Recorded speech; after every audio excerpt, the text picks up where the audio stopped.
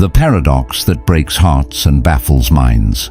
There is perhaps no more confusing experience in the entire landscape of human relationships than watching someone who appears to be falling in love with you simultaneously retreat, withdraw, and pull away from the very connection they seem to want. It is a paradox that has puzzled lovers, frustrated therapists, inspired poets, and driven countless people to question their own perception of reality. You see the warmth in their eyes, you feel the electricity when they are close. In film, the eye contact moment is one of the most universally recognized beats in romantic storytelling.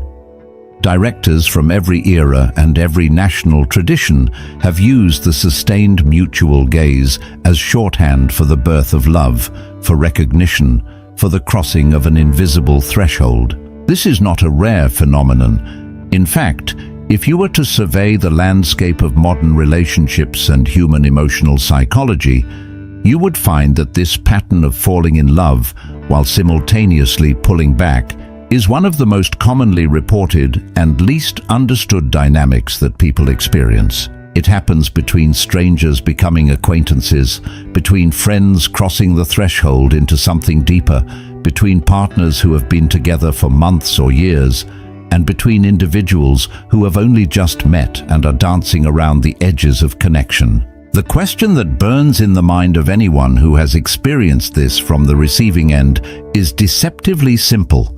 What is happening? Is this person interested or not? Are they playing games? Are they emotionally unavailable? Are they simply not that into me?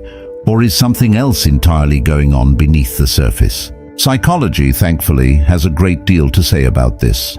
Decades of research into attachment theory, emotional regulation, fear of intimacy, vulnerability, self-protection, and the neuroscience of love have given us profound insights into why human beings who are genuinely falling in love sometimes do everything in their power to resist, sabotage, or slow down that very process.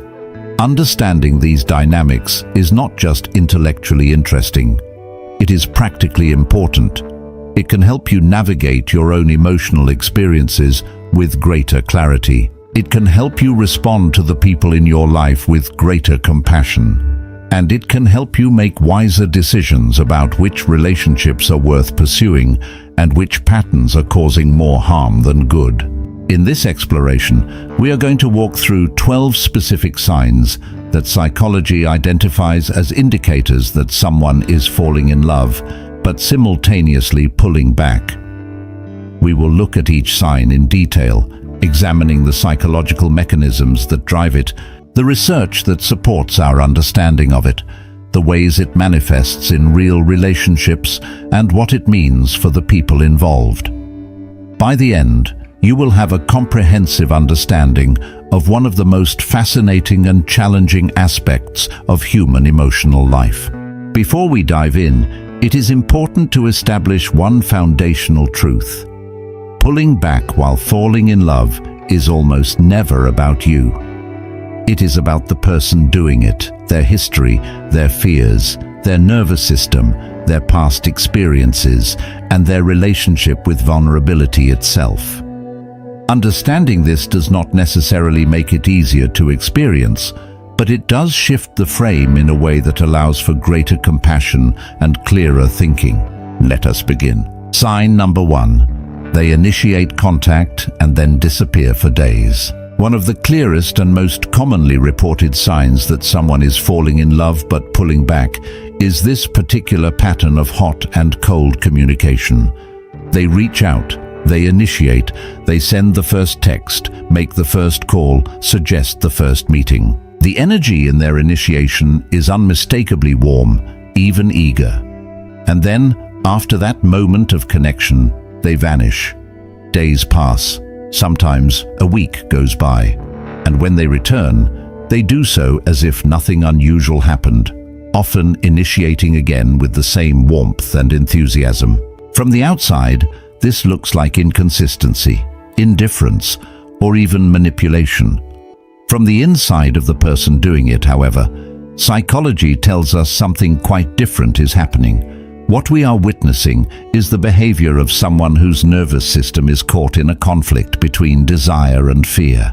Attachment theory, first developed by the British psychiatrist John Bowlby in the mid-20th century, and later expanded by researchers like Mary Ainsworth and more recently by Stan Tatkin and Sue Johnson, gives us a powerful framework for understanding this pattern. People who display what researchers call an anxious avoidant attachment style, or what is sometimes referred to as a fearful avoidant attachment style, tend to crave closeness and simultaneously fear it. Their nervous system has learned, usually through early childhood experiences with caregivers who were inconsistent, overwhelming, frightening, or emotionally unavailable, that intimacy is both desired and dangerous. When someone with this attachment pattern begins to feel genuine romantic feelings for another person, the longing part of them reaches out. They initiate contact because the pull toward connection is real and powerful. But once that contact creates a moment of genuine closeness or emotional exposure, the fear part of their nervous system activates. Alarm bells go off.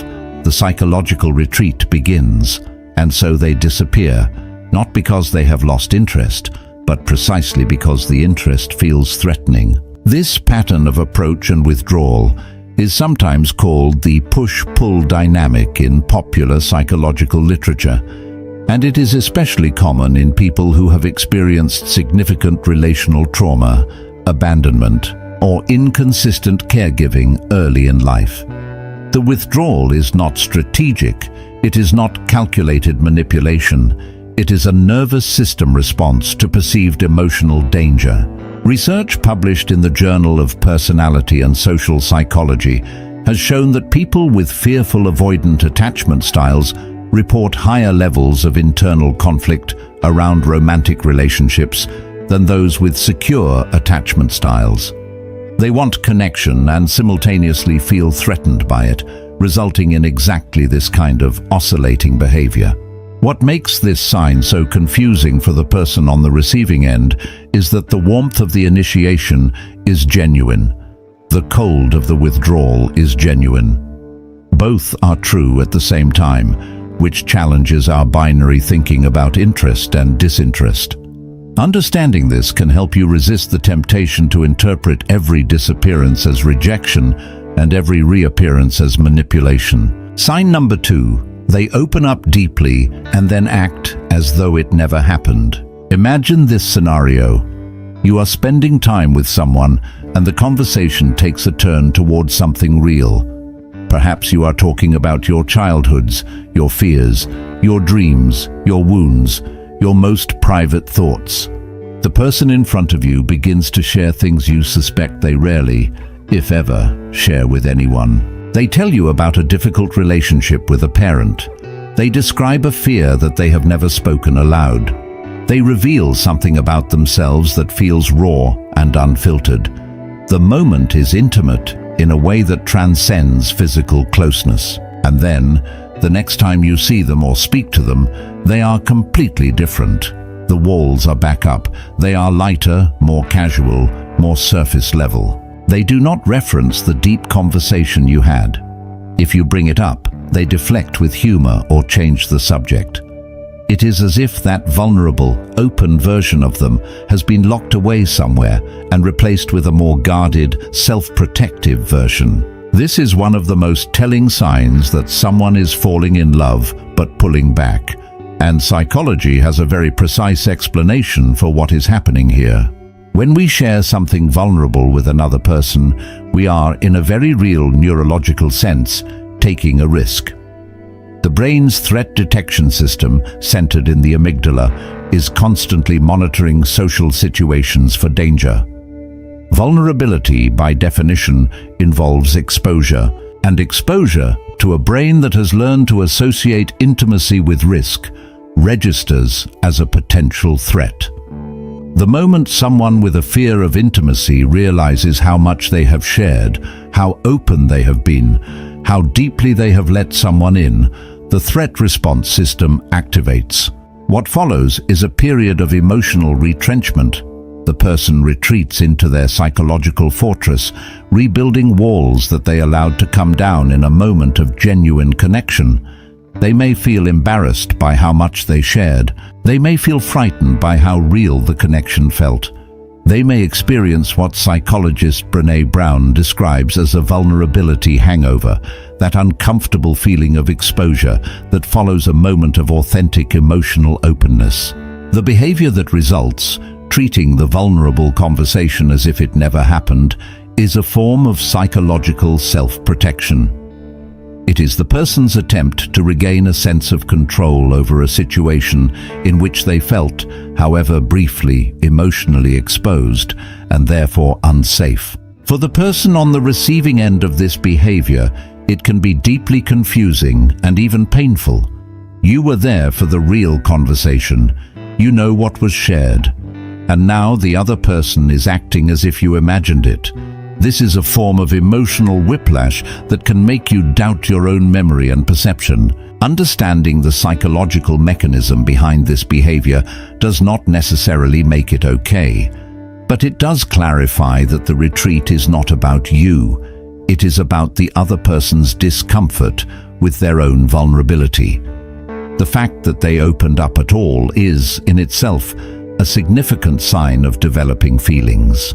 The retreat that follows is the fear response to those feelings. Sign number 3, they make future plans and then avoid following through. Here is another pattern that many people recognize immediately when they hear it described. Someone begins referencing the future with you in casual, spontaneous ways. They say things like, "We should go to that restaurant sometime," or "I would love to take you to this place I know," or "Next time we do this, we should try that." These future references feel meaningful.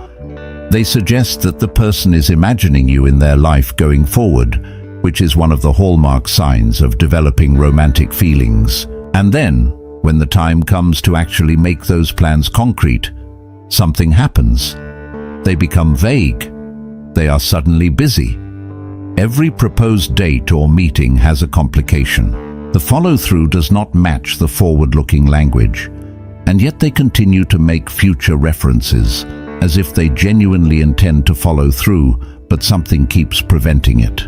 Psychology has several explanations for this pattern, and they are all rooted in the same fundamental tension between wanting connection and fearing it. The first explanation comes from the concept of emotional ambivalence. Research into the psychology of ambivalence, including work by researchers at the University of California, has found that when we feel genuinely conflicted about something, we often oscillate between approach and avoidance behaviors. The future references are the approach behavior.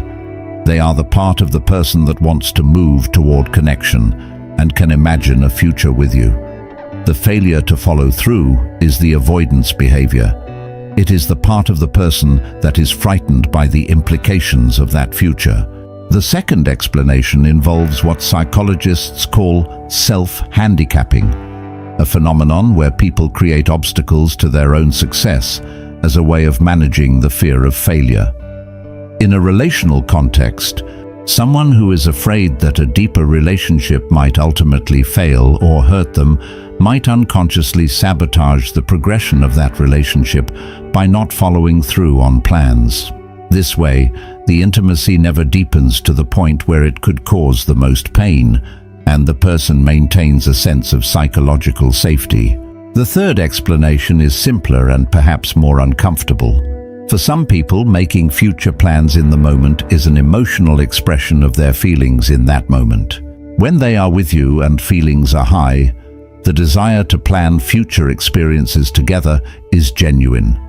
But when they are alone and fear reasserts itself, following through on those plans feels risky in a way that the in-the-moment enthusiasm obscured. None of these explanations make the behavior fair or easy to deal with, but they do illuminate why someone who is genuinely developing feelings for you might simultaneously fail to act on the implications of those feelings. Sign number 4. Their body language tells a completely different story than their words. This particular sign sits at the intersection of verbal and non-verbal communication, and it is one that many people notice intuitively even when they struggle to articulate exactly what they are observing. There is a mismatch. The words being spoken suggest one thing, but the body is communicating something else entirely. A person might say, in so many words, that they are not looking for anything serious. They might insist that they are happy on their own, that they do not have time for a relationship, that they are focused on other things in their life. These are the words. And then you watch what the body is doing. They lean in when they talk to you. Their pupils dilate slightly when they look at you, a physiological response associated with increased interest and attraction that cannot be voluntarily controlled. They find reasons to be physically close to you. They mirror your posture and gestures, another automatic unconscious behavior that signals rapport and attraction. They touch you briefly and gently in ways that feel meaningful rather than accidental. The gap between what is being said and what the body is doing is one of the most reliable signs that someone is experiencing feelings they are trying to manage or deny. Psychology and neuroscience offer a compelling explanation for this discrepancy. The words we speak are generated by the prefrontal cortex, the part of the brain associated with conscious thought, language, reasoning, and self-presentation. This is the part of the brain that crafts narratives, manages self-image, and says things like, "I am not looking for anything serious," because that is the story we have decided to tell to ourselves and to others. But body language is largely controlled by older, more primitive parts of the brain that operate below the level of conscious awareness. The autonomic nervous system, the limbic system, and various subcortical structures that govern emotional responses and social bonding behaviors are generating the leaning in, the mirroring, the physical closeness, the dilated pupils. These systems do not have access to the narrative the prefrontal cortex is telling. They simply respond to what is being felt. Research by Professor Albert Mehrabian at the University of California, Los Angeles, conducted in the 1960s, suggested that in emotionally significant communication, a substantial portion of the message is conveyed through tone and body language rather than words alone. While the specific percentages from his research are often oversimplified in popular discourse, the underlying principle that the body communicates emotional truth in ways that words sometimes do not is well supported across decades of subsequent research. When you are trying to assess whether someone is falling in love but pulling back, pay attention to the whole person.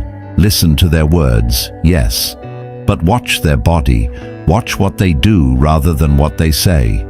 The body rarely lies about what is actually being felt. Sign number 5. They become intensely jealous or possessive, despite claiming no commitment.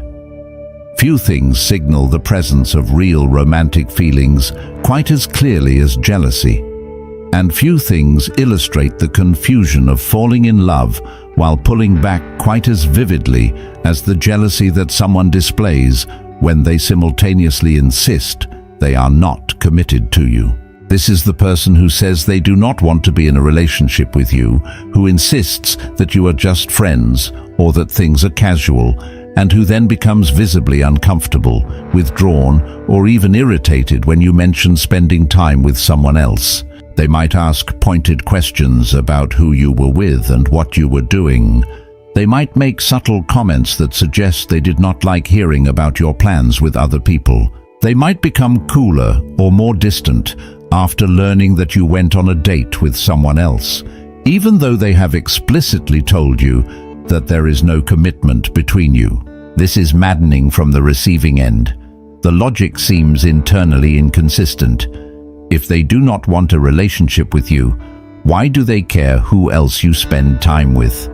If they are not emotionally invested, why does the mention of another person make them visibly tense? The psychological answer is that they are in fact emotionally invested. They are falling in love with you. They just have not allowed themselves to fully acknowledge or act on those feelings, and the reasons for that refusal to act are rooted in fear, self-protection, and their own psychological history. Research on jealousy in romantic relationships, including work by psychologist David Buss at the University of Texas at Austin, has established that jealousy is fundamentally about perceived threats to a valued relationship. You cannot feel jealousy about something you do not value. The very fact of jealousy presupposes investment, attachment, and care. When someone experiences jealousy about a person they are nominally keeping at a distance, it reveals that the emotional investment is already there, regardless of the formal agreements or lack thereof that govern the relationship. The jealousy is the truth of what is actually being felt, breaking through the carefully maintained facade of detachment. The pulling back aspect of this sign is in the refusal to acknowledge or act on those feelings in any meaningful way. Rather than saying, "I am jealous because I have feelings for you and I want to be with you," the person retreats further into denial, protectiveness, or even irritation, often displacing their discomfort onto you in ways that feel confusing and unfair. Understanding jealousy as evidence of investment rather than simply as behavior to be managed or avoided can help you see it for what it is. A sign that the feelings are real, even if the person's ability to act on them is currently compromised by fear. Sign number 6. They study you with unusual intensity when they think you are not looking. This is one of the quieter, more subtle signs on our list, but it is no less powerful for its subtlety. People who are falling in love but pulling back often reveal the depth of their feelings in the private moments when they believe they are not being observed. You notice them watching you when you are talking to someone else at a gathering. You catch them looking at you from across a room with an expression that is soft and unguarded, quite unlike the composed or casual face they present when they know you are looking back. They seem to be memorizing your face, watching the way you laugh, observing how you move through space, taking you in with an attention that goes well beyond casual observation. And then, the moment they realize you have noticed them watching, the expression changes. They look away, or they adopt a more neutral expression, or they make a joke to cover the moment. The window into their true feelings closes as quickly as it opened. Developmental and social psychology offer rich explanations for this phenomenon. When we begin to fall in love with someone, our brain's reward circuitry, particularly the dopaminergic pathways associated with pleasure and motivation, becomes activated in response to that person. Studies using functional magnetic resonance imaging have shown that looking at someone we are falling in love with activates the same neural reward centers as other powerful pleasure experiences. The pulling back happens because displaying that interest openly, allowing the other person to see how intently you are watching them, feels like an act of vulnerability. It reveals the depth of what is being felt before the person has decided whether it is safe to reveal that depth. And so the watching happens in the protected space of perceived non-observation. There is also something deeply tender about this sign. The private watching, the unguarded expression, the intensity of attention, all of these reveal a quality of care and fascination that the person is not yet ready to express directly. They are taking you in, holding you in their attention, experiencing something real and powerful. They just are not ready to let you know it. If you find yourself on the receiving end of this kind of observation, trust what you are seeing. That unguarded expression, however briefly you glimpsed it, is likely closer to the truth of what is being felt than any of the carefully managed words or behaviors the person deploys when they know you are watching. Sign number 7. They remember extraordinarily small details about you. Among all the signs we will discuss, this one is perhaps the most quietly powerful. A person who is falling in love but pulling back will, almost without fail, demonstrate an uncanny attention to the details of your life, your preferences, your history, and your expressions. They remember the offhand comment you made 3 weeks ago about a book you read as a child that changed your life. They recall your coffee order precisely. They bring up something you mentioned once in passing about a difficult period in your childhood. They remember the name of your first pet, the city where you grew up, the teacher who influenced you, the dream you described having one night in a casual conversation. They notice when you are wearing something new. They register when your mood is slightly different from usual. They track the small things about you with a precision that suggests they are not casually listening, but actively cataloging, treasuring, holding on to the pieces of you that you share. And yet, despite this extraordinary attentiveness, they maintain their emotional distance. They do not declare their feelings. They do not move the relationship forward. They continue to hold you at arm's length, even as they demonstrate through their attention that you occupy a very special place in their inner world. The psychology behind this is both beautiful and poignant. Memory, particularly the kind of selective, detailed memory that is focused on a specific person, is closely tied to emotional significance. We remember what matters to us. The brain's hippocampus, which is central to memory formation, works in close partnership with the amygdala, which processes emotional responses. When something or someone carries emotional weight, memory encoding is enhanced. We are literally biologically designed to remember more clearly and more thoroughly the things that matter most to us. When someone is falling in love, every detail about the beloved becomes emotionally significant. This enhanced emotional salience leads to enhanced memory encoding. The result is that the person who is falling in love remembers things about you that you might have forgotten you ever shared. The pulling back, the emotional distance that coexists with this remarkable attentiveness, creates one of the most distinctive contradictions of falling in love while being afraid of it. The attention says, "You matter deeply to me." The distance says, "I am not ready to let you know how much." If someone in your life demonstrates this quality of detailed, attentive memory for the specifics of your experience, take it seriously. It is not casual. It is not coincidental. It is one of the clearest expressions of genuine emotional investment available to us. Sign number 8. Their emotional walls go up, just as things begin to deepen. There is a particular moment in developing relationships that many people recognize with a mixture of hope and dread. Things are going well. There is a natural progression happening, a deepening of connection, an increasing comfort and intimacy. Conversations are getting more honest. Time together is getting more meaningful. The relationship is moving towards something real. And then, right at that threshold, everything stops. The other person does not exactly retreat in an obvious or dramatic way, but something shifts. They become slightly more formal.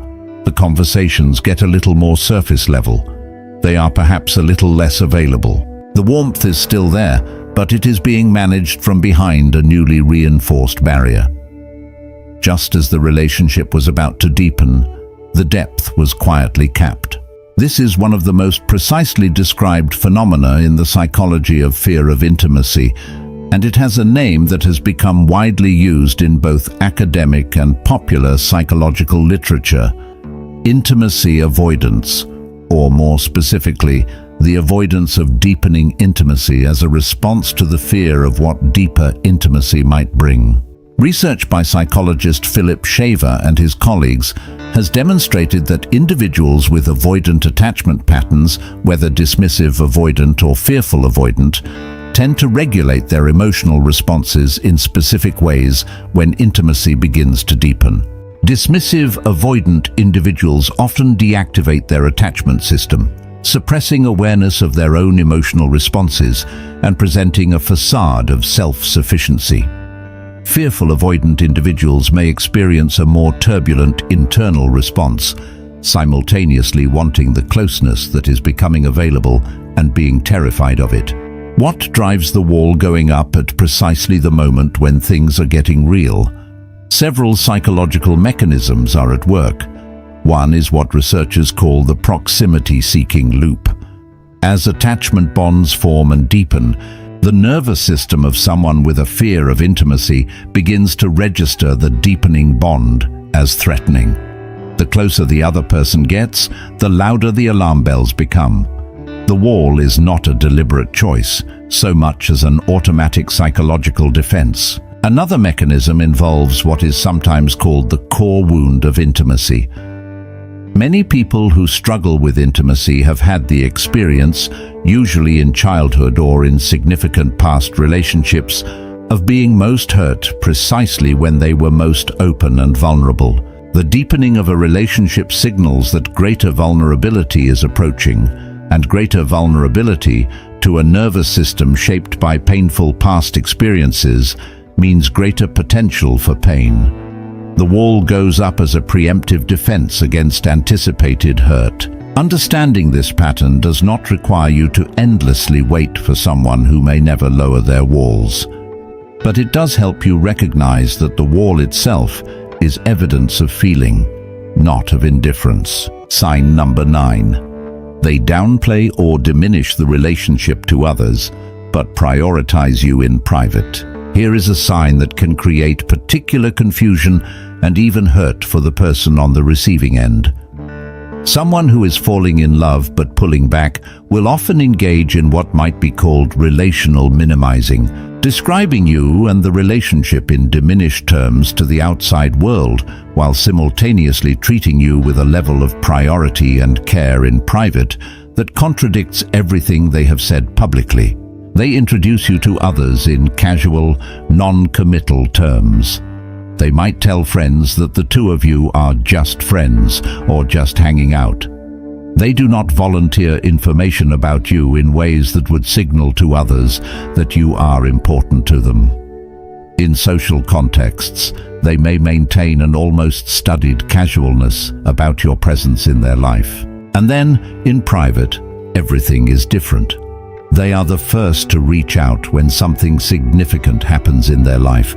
They create space in their schedule for you that they do not make for others. They treat you with a tenderness and attentiveness that feels deeply contradicted by the casual, minimizing language they use to describe you to others. In private, you are clearly important.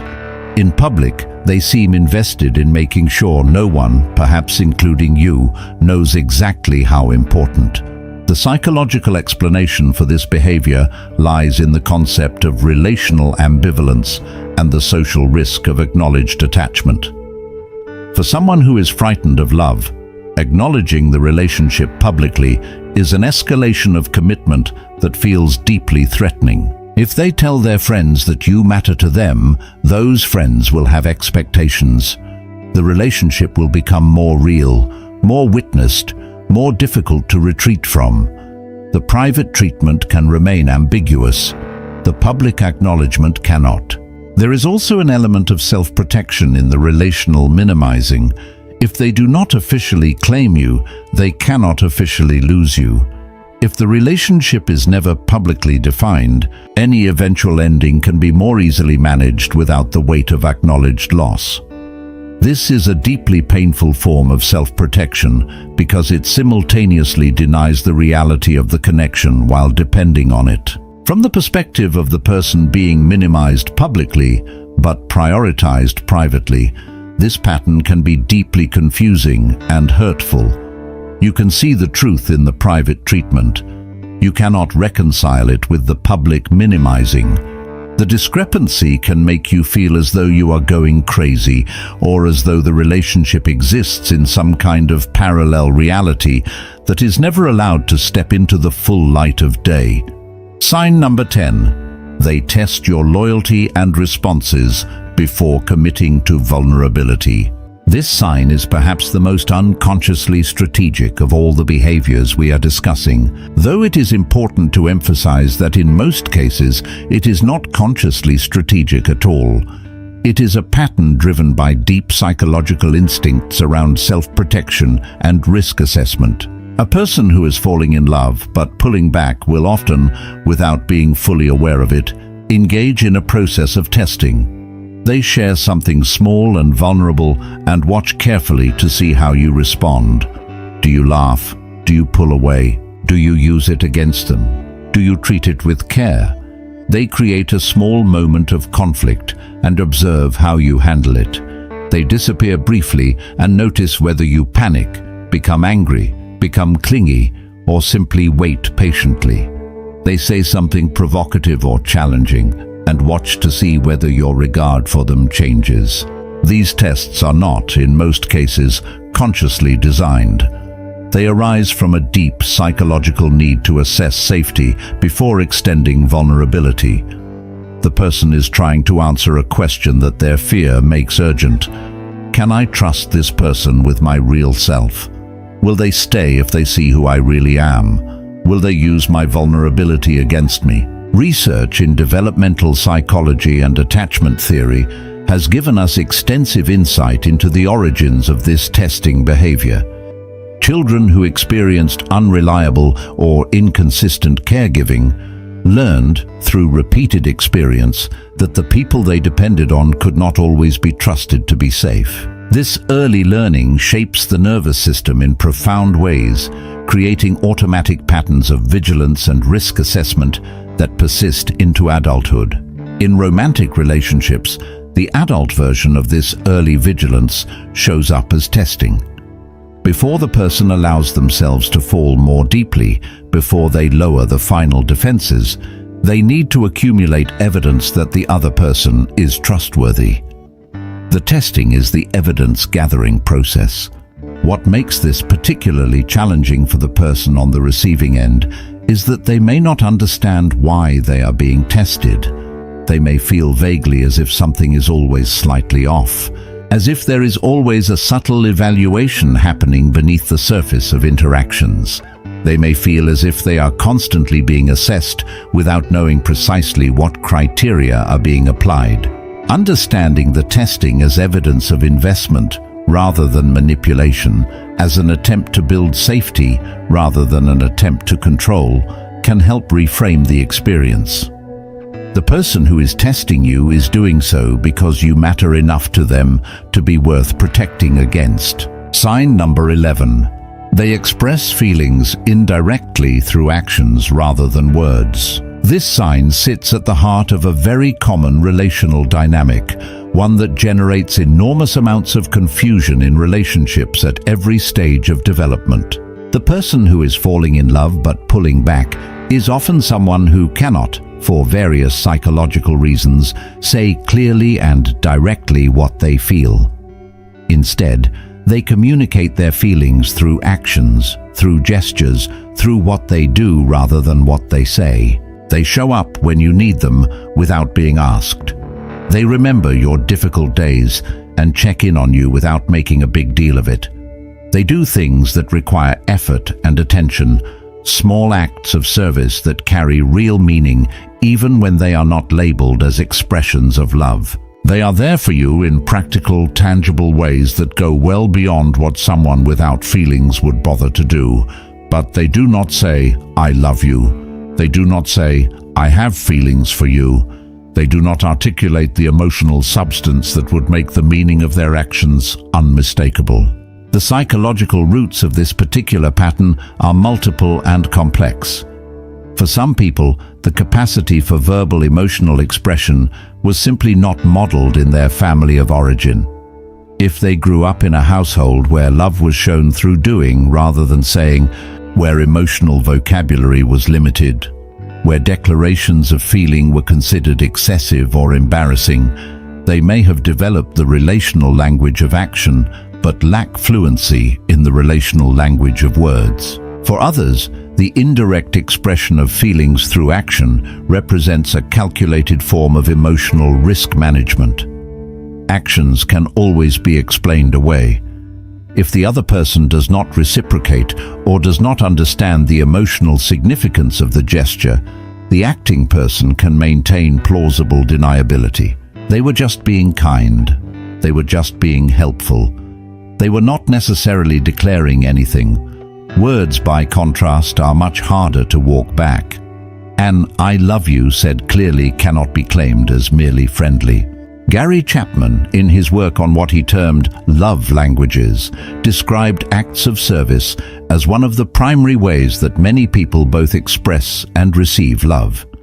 While his framework has been subject to varying levels of empirical scrutiny, the underlying observation that people communicate love in different registers, with some people being more comfortable in the language of action than in the language of words, has intuitive resonance with what we observe in relationships. If someone in your life is showing up for you consistently, putting energy and attention into your well-being through their actions while remaining verbally unexpressive about their feelings, pay attention to what they are doing.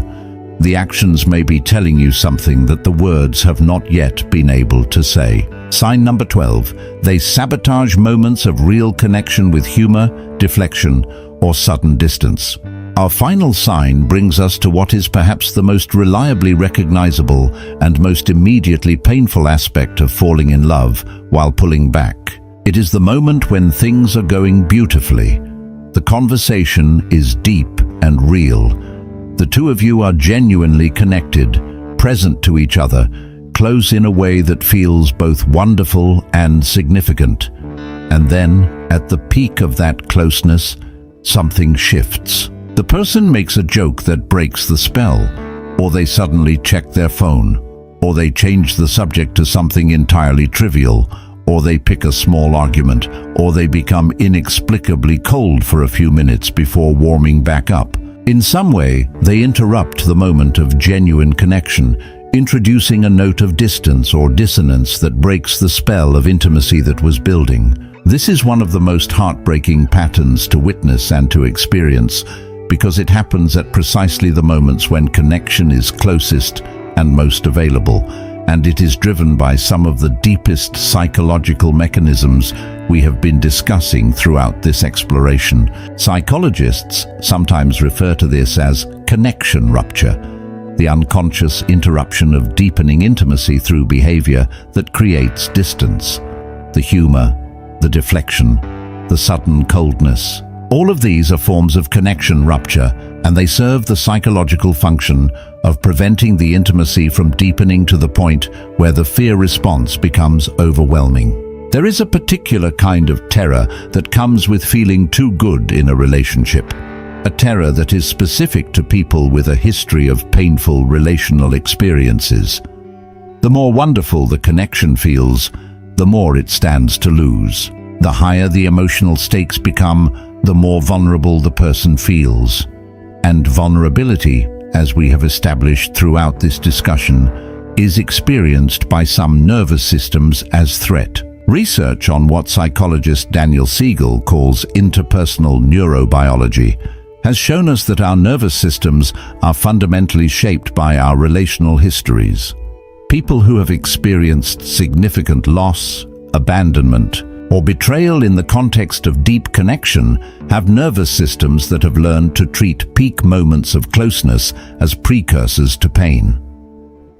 When things feel too good, too real, too connected, the alarm systems activate.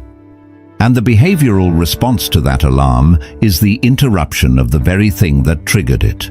The humor that breaks the spell of an intimate moment is not indifference. It is a panic response to the depth of what is being felt. The sudden coldness is not rejection. It is the nervous system trying to create manageable distance from an overwhelming experience. The deflection is not disrespect.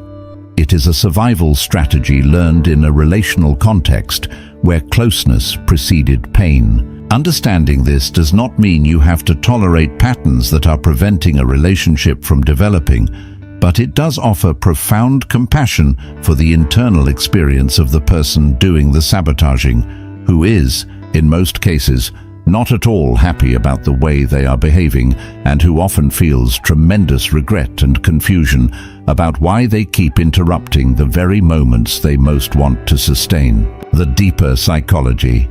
Why do people fall in love and pull back? Having explored each of the 12 signs in detail, it is worth stepping back and looking at the broader psychological landscape that gives rise to all of them. Why, fundamentally, do people fall in love and simultaneously pull back? What are the core mechanisms at work? The first and most foundational explanation is attachment theory, which we have referenced throughout this discussion. The way we learn to attach to our earliest caregivers creates a template for all subsequent significant relationships. Those of us who were fortunate enough to have consistent, responsive, emotionally available caregiving in early childhood tend to develop what researchers call secure attachment.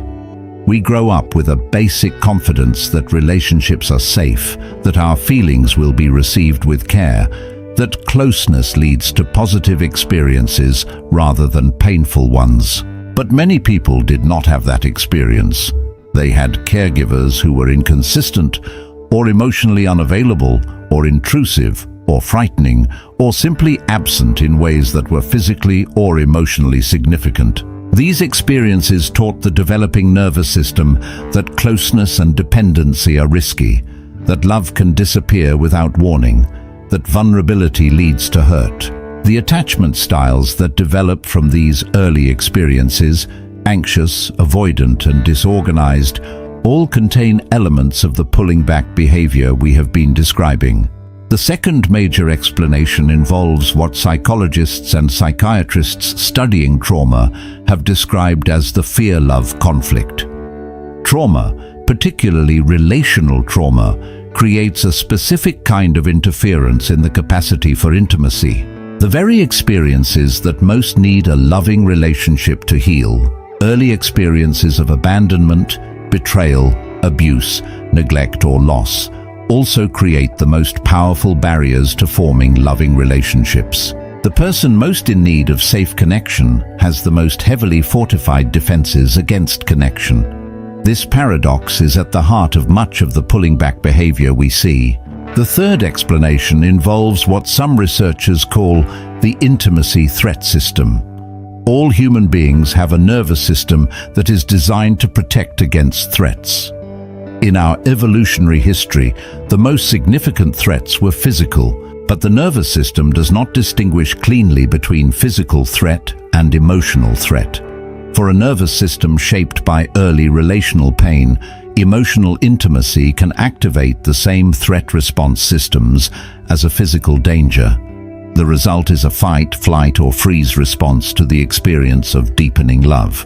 Fourth, there is the role of self-concept and self-worth. Some people pull back from love because at a deep level they do not believe they are worthy of it. They may not articulate this belief consciously, but it operates beneath the surface of their relational choices. If I let someone truly see me, they will ultimately leave. I do not deserve to be loved in a lasting way. These implicit beliefs, often formed in early experiences of rejection or criticism, drive the pulling back behavior in ways that have nothing to do with the specific relationship or the specific person involved. Fifth, and finally, there is the influence of past relational failures. Anyone who has loved deeply and been hurt deeply carries the memory of that experience in their nervous system. Past heartbreak, betrayal, loss, or the grinding attrition of a relationship that slowly fell apart all leave their mark. The person who has loved before and been hurt before must manage not only the genuine feelings of the current connection, but also the echoes of previous pain. The pulling back is sometimes a form of self-protection against the repetition of past experiences, even when the current situation is genuinely different. What to do? If you recognize these signs in someone you care about, recognizing these signs is one thing. Knowing what to do with that recognition is quite another. Let us address some of the most practical questions that arise when you realize that someone you care about is falling in love with you while simultaneously pulling back. The first and most important thing to understand is that you cannot love someone out of their fear. This is perhaps the most important sentence in this entire discussion, so let us dwell on it for a moment. No matter how patient you are, how consistent you are, how warm and accepting and safe you make yourself, you cannot, through the force of your love alone, heal the psychological wounds that are driving someone's fear of intimacy. That healing is something that happens within the person, often with the support of professional guidance, and it happens on their own timeline, not yours. This does not mean that your presence and your love have no value. They absolutely do. A consistent, patient, non-reactive partner can create conditions that make healing more possible. The experience of a reliably safe relationship can, over time, reshape the nervous system's expectations around intimacy. Research in interpersonal neurobiology, including work by Daniel Siegel and Alan Shaw, has demonstrated that new relational experiences can literally rewire neural patterns, a process sometimes called earned security. But there is a crucial difference between being a healing presence in someone's life and putting your own emotional needs, boundaries, and well-being on hold indefinitely while waiting for someone to become available to you. The first is an expression of generous love. The second is a form of self-abandonment, and it is not good for either person in the dynamic. The second practical consideration is the importance of clear, direct, non-pressuring communication. If you recognize these patterns in someone you care about, having a genuine, open conversation about what you are observing and what you are feeling can be enormously clarifying, both for you and for the other person. Not a confrontation, not an ultimatum, not a demand. Simply an honest expression of what you are experiencing and an invitation for the other person to be equally honest. Many people who are falling in love and pulling back have never had anyone gently and compassionately name what they are doing. Having someone reflect the pattern back to them without judgment and without pressure can sometimes be the beginning of a genuine shift. The person may not respond immediately with the openness you are hoping for, but the naming of the pattern plants a seed of awareness that can germinate over time.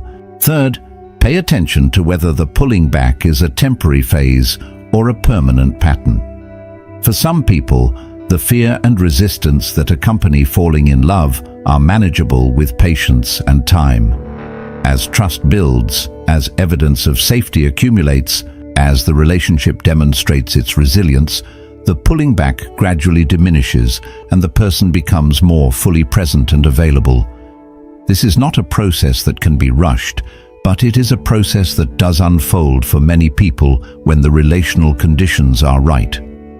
For others, the pulling back is not a temporary phase, but a deeply entrenched pattern that persists regardless of how safe and consistent the relationship becomes. If you have been patient and consistent for a significant period of time and the pattern has not shifted at all, this is important information. It may mean that the person's fear of intimacy is operating at a level that requires professional support, and it may also mean that this particular relationship is not capable of giving you what you need, regardless of the feelings involved. Fourth, take care of your own emotional needs throughout this process. Being in a relationship with someone who is falling in love and pulling back is genuinely difficult. It can activate your own attachment wounds.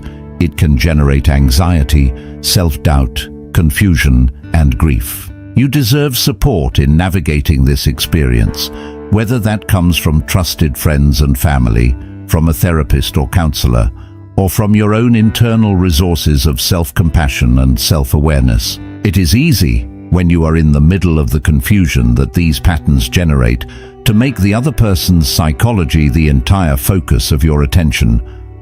What are they feeling? What do their actions mean? Why are they doing this? But your own inner life deserves equal attention. How are you feeling? What do you need? What are your own limits? What does this relationship cost you, and is that cost sustainable? What to do if you recognize these patterns in yourself? Perhaps even more valuable than recognizing these signs in others is recognizing them in yourself. Many people who read descriptions of pulling back while falling in love have a moment of uncomfortable recognition. They see themselves in the patterns being described. They realize that they have been the person who reaches out and then disappears. They have been the person who opens up deeply and then acts as if the vulnerability never happened. They have been the person who builds walls at precisely the moment when connection is deepening. If this recognition is landing for you, the first thing to know is that these patterns are not character flaws. They are not signs that you are broken, incapable of love, or fundamentally unsuited for relationship.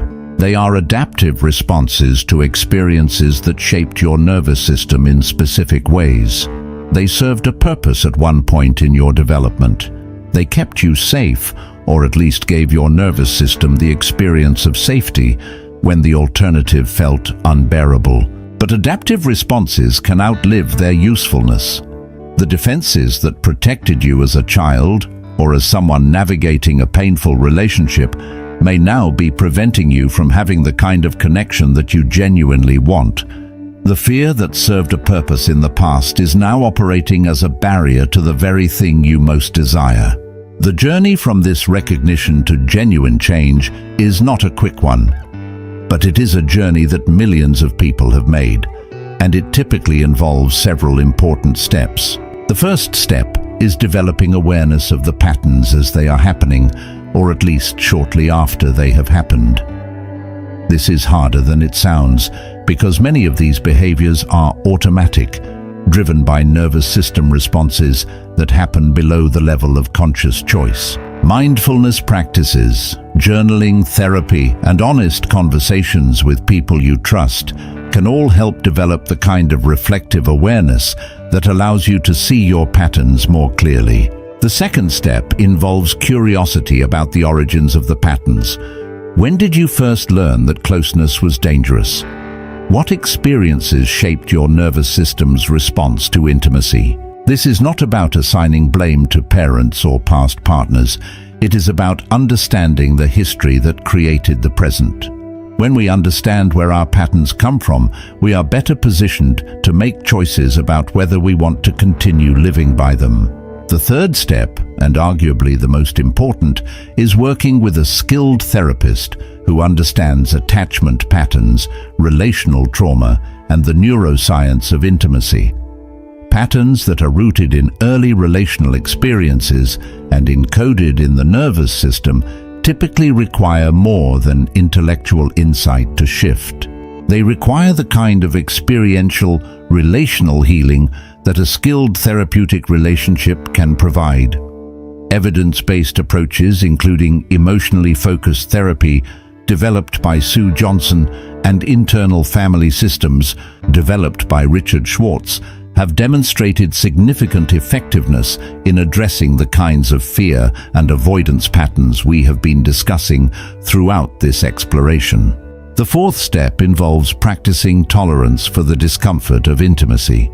This means, in practical terms, choosing to stay in the moment of connection rather than disrupting it, choosing to follow through on plans rather than canceling, choosing to reference the vulnerable conversation you had rather than pretending it did not happen. These choices will feel uncomfortable.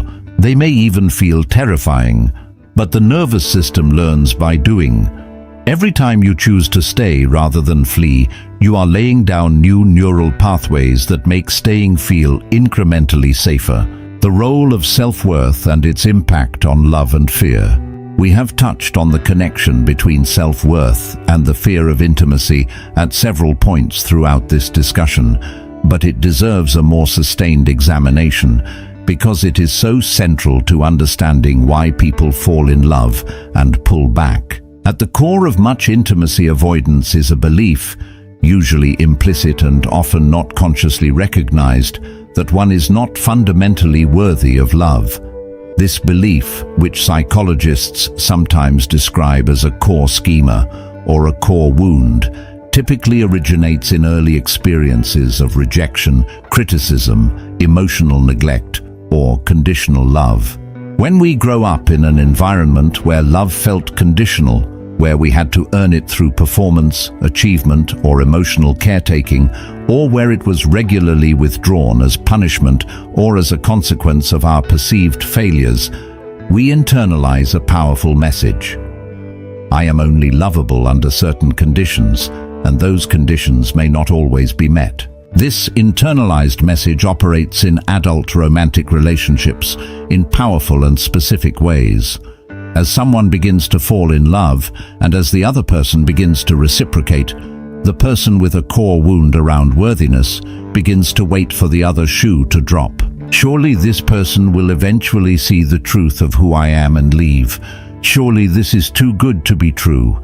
Surely I will eventually do or say something that will cause them to withdraw their love. The pulling back is, in this context, a way of managing the anticipated rejection by precipitating a smaller version of it.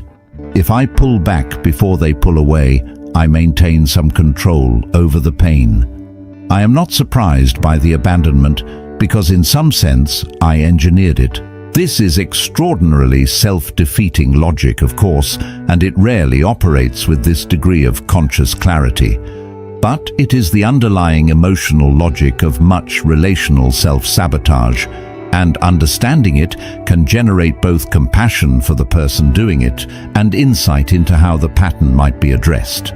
Research on self-compassion, conducted extensively by Kristin Neff at the University of Texas at Austin, has shown that the practice of treating oneself with the same warmth, patience, and understanding that one would extend to a good friend is one of the most powerful available tools for shifting the deep beliefs about self-worth that drive these patterns. Self-compassion creates an internal experience of being loved and valued that is not dependent on external validation, which gradually reduces the terror of risking love in the external world. Distinguishing between fear of intimacy and genuine incompatibility. One of the most practically important distinctions to make in understanding the signs we have been discussing is the difference between someone who is pulling back because of fear and someone who is pulling back because they are simply not sufficiently interested or compatible. This distinction matters enormously because the appropriate response to each situation is quite different.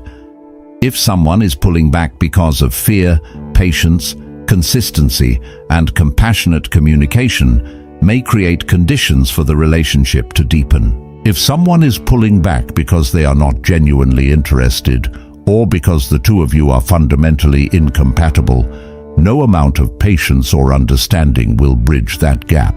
So how do you tell the difference? Psychology offers several guidelines. The first is the presence or absence of the behavioral signs we have been discussing. Someone who is pulling back out of fear typically demonstrates many of the 12 signs we have explored. The hot and cold communication, the intense attention to detail, the body language that contradicts the words, the jealousy, the private prioritization despite public minimizing. These signs all point toward genuine emotional investment. Someone who is simply not interested typically does not demonstrate this constellation of behaviors. The interest and the conflict around it are simply absent. The second guideline involves the history and context of the pulling back. If the pattern of fear and avoidance is something the person has demonstrated across multiple relationships and over a significant period of time, it is more likely to be a genuine fear of intimacy that will require real work to address. If the pulling back is more specific to the current situation or relationship, there may be particular contextual factors at play that are worth exploring. The third guideline is the quality of communication when it happens. Someone who is pulling back out of fear but still has genuine feelings will, when pressed gently and compassionately, often be able to acknowledge on some level that something is happening for them, even if they cannot fully articulate what. They may say things like, "I know I go cold sometimes and I am sorry," or "I am not very good at this," or "I do not know why I do this." The partial acknowledgement, however inarticulate, suggests awareness of the pattern. Someone who is simply not interested will typically not have this kind of self-reflective engagement. Their response to the same gentle inquiry is more likely to be deflection, redirection, or a fairly clear and unapologetic statement of disinterest. The fourth and perhaps most important guideline is your own honest assessment of your needs and your tolerance. Regardless of why someone is pulling back, whether it is fear, incompatibility, or some combination of both, you have needs in a relationship. You deserve to feel valued, prioritized, and secure. You deserve reciprocity. If the current dynamic is not meeting your fundamental needs and shows no signs of changing, that is information that matters, whatever the psychological explanation for the other person's behavior. The neuroscience of falling in love. Why the brain makes this so complicated. To fully understand why falling in love while pulling back is such a powerful and persistent human phenomenon, it helps to look briefly at what is happening in the brain when we begin to fall in love. Research using neuroimaging technology, including work by Helen Fisher, Arthur Aron, and their colleagues, has given us a detailed picture of the neurological changes that accompany falling in love. When we are in the early stages of romantic love, the brain's reward circuitry, particularly the areas rich in dopamine receptors, becomes highly active. Dopamine is the neurotransmitter most associated with motivation, reward-seeking, and the anticipation of pleasure. The activation of these circuits creates the characteristic experience of early love, the preoccupation with the beloved, the elevated mood when in their presence, the heightened motivation to be near them, the restlessness when apart.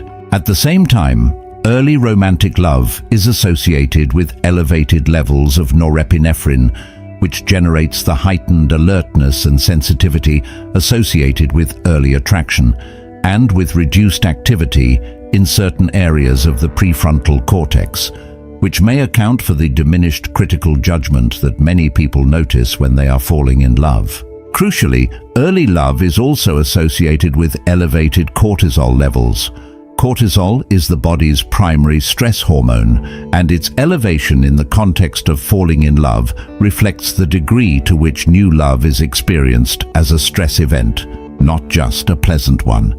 The uncertainty, the vulnerability, the stakes, all of these generate a genuine physiological stress response. For individuals whose nervous systems are already sensitized to threat and whose stress response systems are easily activated, the combination of elevated dopamine, the intense motivation toward the beloved, and elevated cortisol, the stress of uncertainty and vulnerability, can create a neurological state that feels genuinely overwhelming.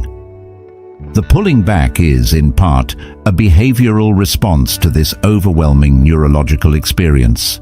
Research on the neurobiology of attachment, including work by neuroscientist James Cohen and his colleagues on what they call the social baseline theory, suggests that the nervous system is designed to work best in close collaboration with other people. Social connection is not merely pleasant, it is neurologically regulating.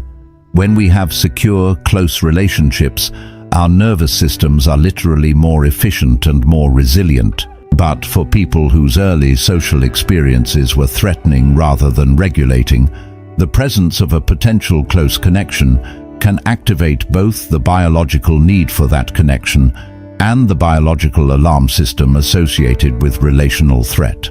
The result is a nervous system caught between two powerful biological imperatives, the drive toward connection and the drive toward self-protection.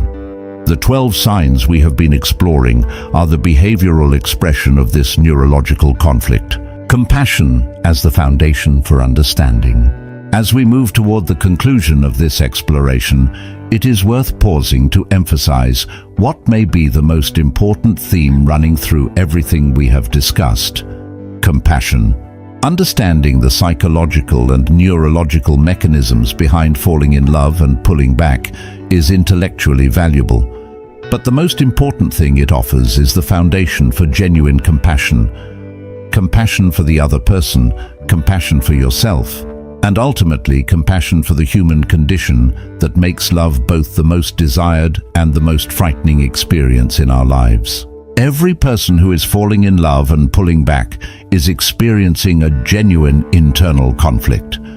They are not choosing their fear any more than they would choose a phobia or a chronic illness. Their nervous system has been shaped by experiences, most of them outside their control, that now make the very thing they most want feel threatening. The pulling back is not a character flaw, it is a wound seeking protection. At the same time, compassion for the person who is pulling back does not require you to absorb the impact of their fear without limit. You are also a person with needs, feelings, and a finite emotional capacity. Compassion for others begins from a foundation of compassion for yourself. And compassion for yourself includes the honest acknowledgement of what you need, what you can sustain, and when a situation is costing more than it is offering.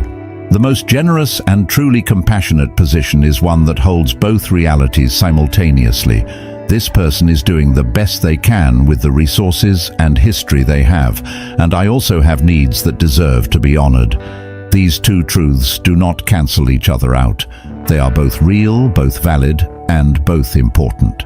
When these signs indicate a relationship worth pursuing, and when they do not, let us address directly the practical question that underlies much of what we have been discussing. Given all of this, how do you know whether a relationship in which someone is falling in love and pulling back is worth pursuing? The answer is not simple, and it will be different for every situation. But psychology offers some principles that can guide your thinking. A relationship is worth pursuing when the person who is pulling back demonstrates awareness, however partial, of their own patterns.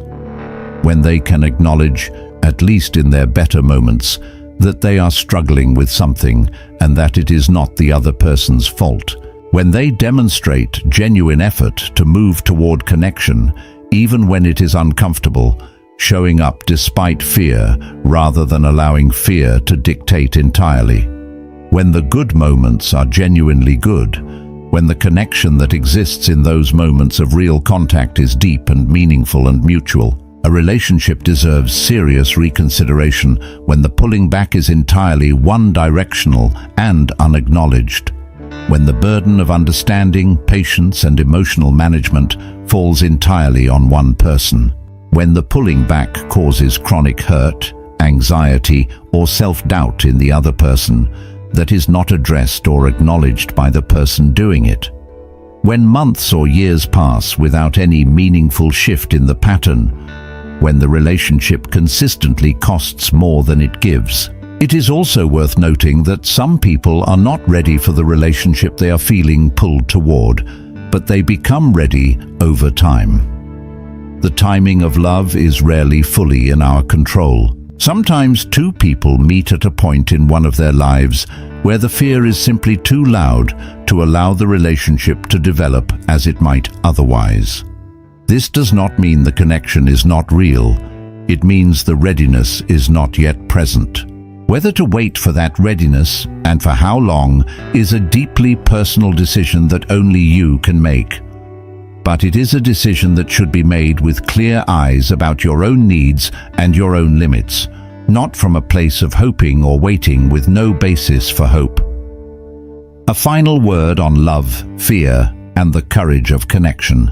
We began this exploration with the observation that falling in love while pulling back is one of the most confusing experiences in the landscape of human relationships. Having traveled through 12 specific signs and the deep psychology that underlies them, I hope that some of that confusion has been replaced with understanding, even if the understanding itself is complex. Love is not simple.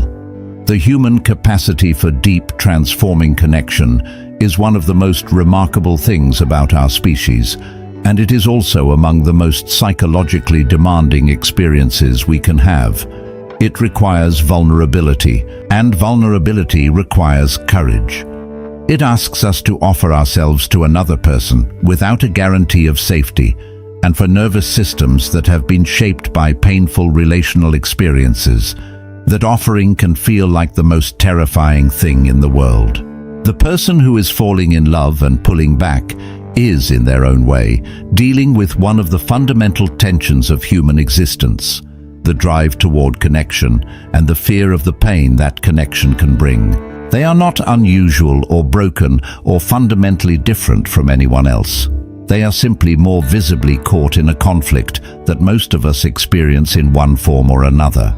If you are watching someone you care about navigate this conflict, extend them the generosity of understanding their fear, even as you hold firm to your own needs. If you are navigating it yourself, extend yourself the same generosity. Recognize that the fear does not diminish the love. It coexists with it in a way that is genuinely difficult, but also genuinely human. And perhaps most importantly, remember that the goal of understanding these patterns is not simply to analyze or diagnose, but to move toward greater connection. Whether that means deepening a specific relationship, understanding yourself more fully, or simply approaching the extraordinary complexity of human love with greater wisdom and compassion. The 12 signs we have explored are not a verdict. They are a map.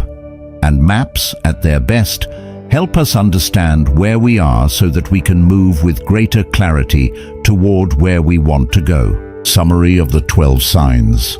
To consolidate what we have covered throughout this extensive exploration, here is a summary of the 12 signs that psychology identifies as indicators that someone is falling in love, but simultaneously pulling back. Sign 1. They initiate contact enthusiastically and then disappear for days, revealing the conflict between their drive toward connection and their fear of it. Sign 2. They open up deeply and then act as though the vulnerability never happened, a form of emotional retrenchment driven by fear of exposure. Sign 3. They make future plans enthusiastically and then avoid following through, caught between genuine desire and the fear of what deeper commitment implies. Sign 4. Their body language communicates feelings that their words deny, because the body is more honest than the self-protective narratives of conscious thought. Sign 5. They become intensely jealous or possessive despite claiming no commitment, because jealousy is evidence of investment regardless of formal acknowledgement. Sign 6.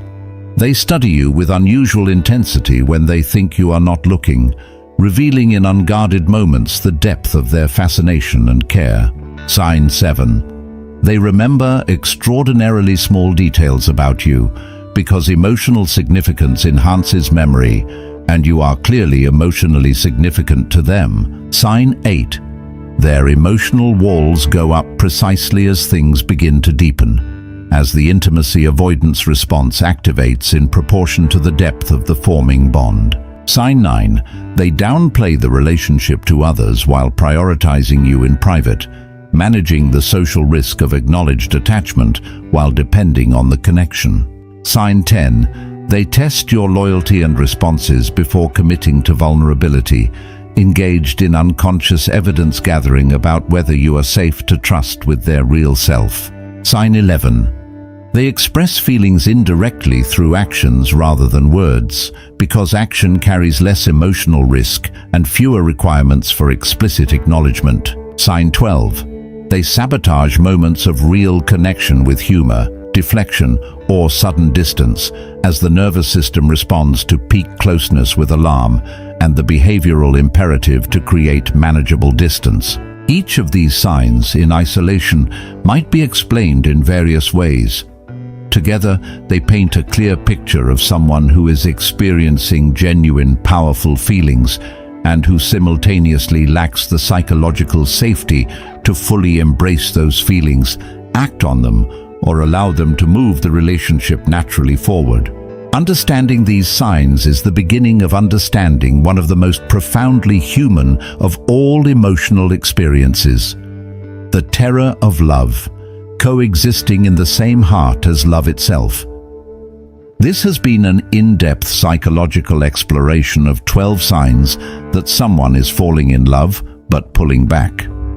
The understanding offered here is drawn from established research in attachment theory, interpersonal neurobiology, emotion regulation, and the psychology of intimacy.